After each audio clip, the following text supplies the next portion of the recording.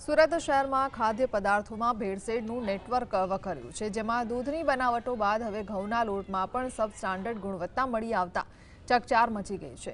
પાલિકાના ફૂડ વિભાગ દ્વારા કરવામાં આવેલી તપાસમાં દ્વારકાધીશ, ન્યૂ કમલ, માં ચામુંડા અને શ્રી કૃષ્ણા જેવી જાણીતી ડેરીઓના દૂધના નમૂના ટેસ્ટિંગમાં ફેલ થયા છે, જેમાં ફેટ અને એસએનએફનું પ્રમાણ નિયત મુજબ ઓછું મળ્યું છે। આ ઉપરાંત પાંડેસરાની શિવશક્તિ ફૂડ્સના ઘઉંના લોટનો નમૂનો પણ ગુણવત્તાના ધોરણે સબસ્ટાન્ડર્ડ જાહેર થતાં લોકોના આરોગ્ય સામે જોખમ ઊભું થયું છે।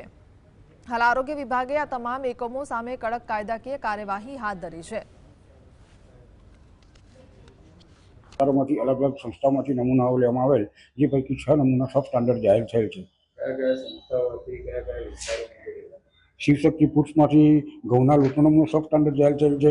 Dwarkadhish dairy, new Kamal dairy, Chamunda dairy, Shri Krishna ડેરીમાંથી ભેંસનું દૂધ અને ગાયનું દૂધ સબ સ્ટાન્ડર્ડ જાહેર થયેલ છે।